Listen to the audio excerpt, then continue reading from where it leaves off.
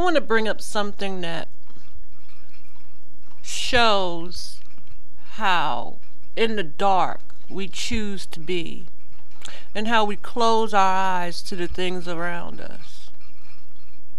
Now, as Black Americans talk about how we have lost our authenticity in terms of embracing our African roots, Africans are losing their mind. Okay, I'm gonna just come out and say it. They are losing their mind.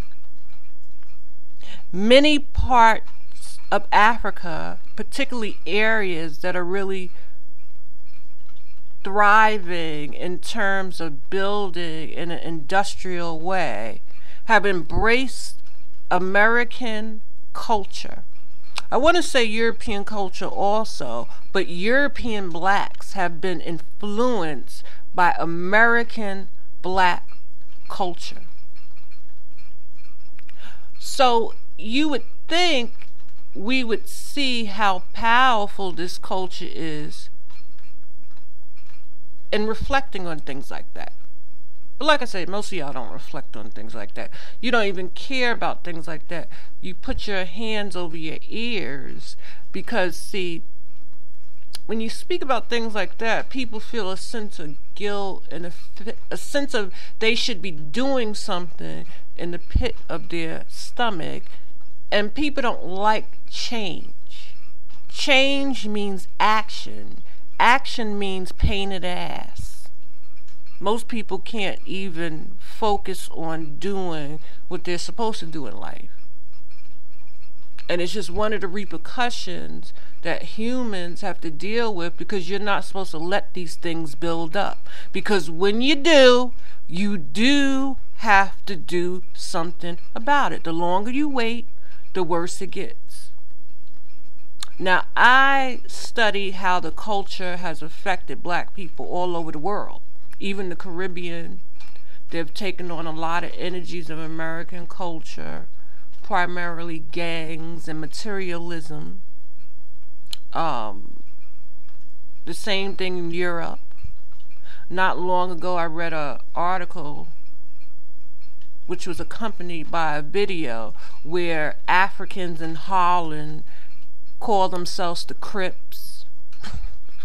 You know, I don't want to laugh, but as you have your hands over your ears and you don't want to deal with this, these things build up.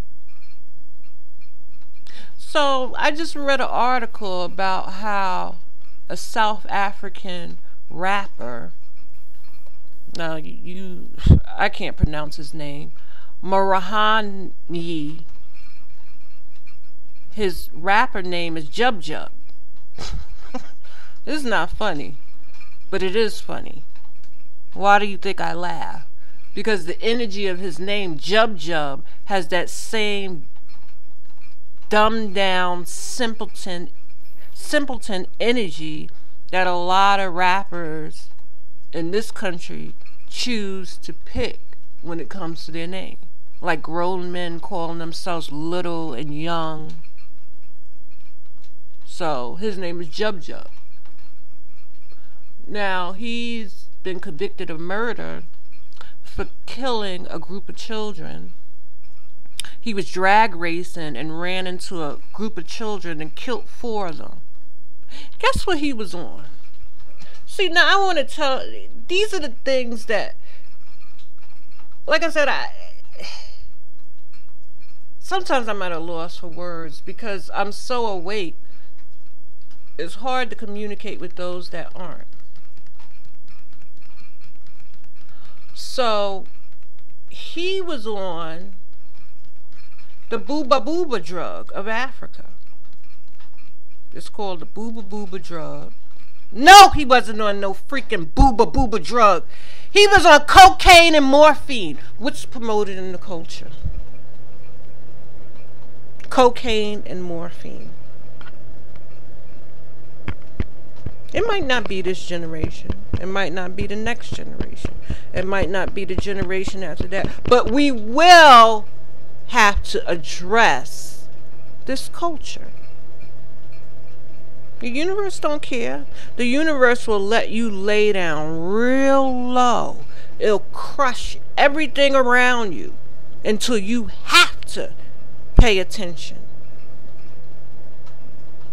And I don't want to speak more about it. Look at his hair. Look at his style. It's not funny, but it is. It's crazy. It's like being in a Twilight Zone. And y'all go about your life. You don't want to deal with that until it's on your doorstep. Now, I thought it was funny when Lil Wayne went to South Africa. This is South Africa also, Johannesburg. But I thought it was funny when he went to South Africa and met an African rapper that looked just like him. You couldn't even tell them apart. It's hilarious. That right there shows the energy of the culture. And what's the excuse for them? Like I said, they're supposed to have the authenticity that we don't have. They come from single family homes, right? Their parents are bad parents, right? Woo! This culture is a virus. And I'm going to tell you right now, the only way we're going to be able to tear down this culture is to visually do so in a Dave Chappelle way, where we're mocking the culture, which takes the power away from negativity and brings subconsciousness to those who fuel this negative energy. You got to tease these people. Now that sounds bizarre.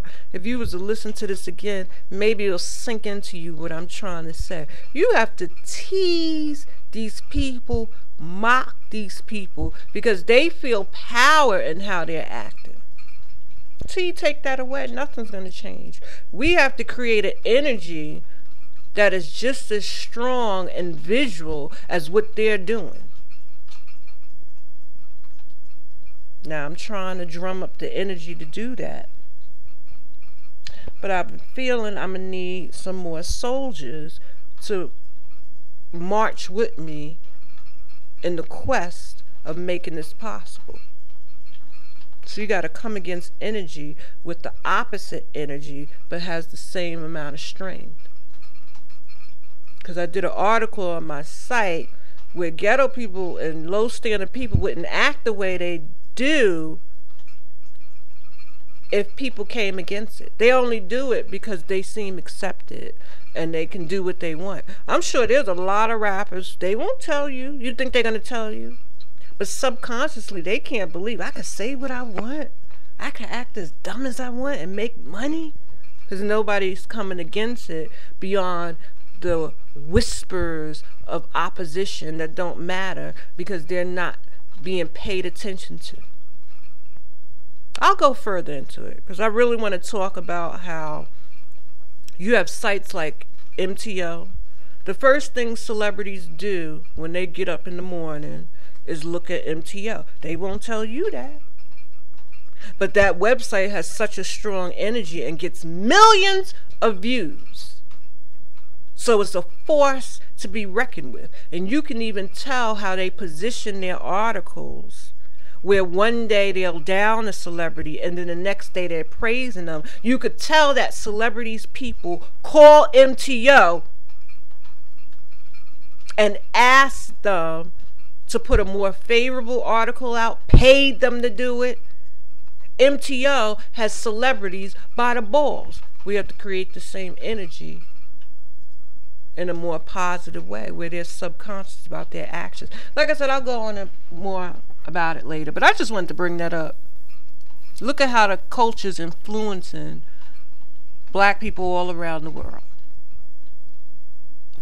But anyway, stay tuned for my upcoming podcast. I should be uploading it later today about the Cleveland bus incident. I want to get a little deeper. I've seen all the videos, I've seen the reactions.